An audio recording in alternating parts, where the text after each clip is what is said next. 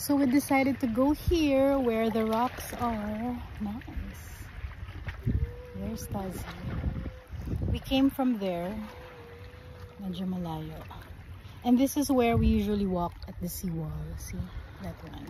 So we're here at the corner. So beautiful, guys. It's a cloudy day. Cloudy Tuesday. Does he wear your goggles na? Okay.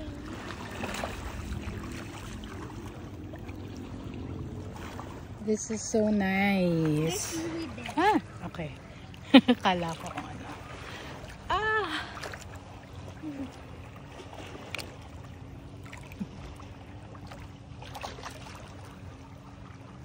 Sayang, Dada's still sleeping. At 7 AM, gigisingin siya ni Jonah to do the whale shark tour with sila Queenie and Harold and Let and Gilbert and Queenie's husband. But since it's early, pinatulog ko na muna siya para he has energy later. Kami na lang muna ni Taz ito nag-morning routine namin. Morning self-care routine.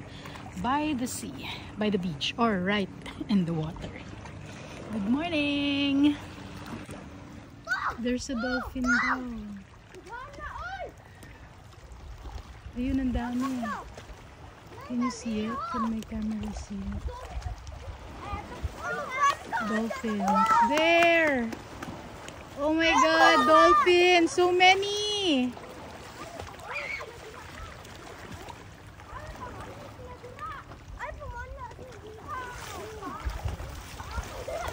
I'll show you later, baby. Oh my god, dolphins! Oh my god, this is so exciting! We saw dolphins!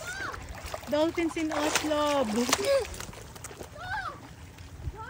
Yesterday was the sea snake. Now it's the dolphins. See, if we do this every day, there's always something new.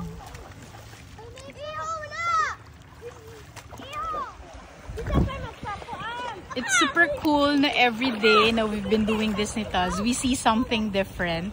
The first day, like 3 days ago, were the starfishes. And then yesterday was the blue banded sea snake. And then today was the school of dolphins. Grabe, I've been here in Oslo since 2012. Never pa ako nakakita ng dolphins dito. Ngayon pa lang. And it's because from the shore, may nagturo, sabi may dolphins daw. Ayun, sinundan ko ng camera. And indeed, we saw, oh my god, ang daming dolphins swimming sa gitna ng dagat. Feeling ko, papunta ng Oslo yun. Because, papunta ng Bohol. Because that's the direction towards Bohol. So anyway, sabi ko kay Taz, siguro if we do this every day, we'll see something different. Parang pinaka-highlight ng aming morning. So yun lang. We'll see you again, guys. Tomorrow medyo umiinit na, tumataas na ang araw. So we need to go back home, have breakfast, and yun na, prepare for work and homeschool. Ciao! Ano kayong birds to?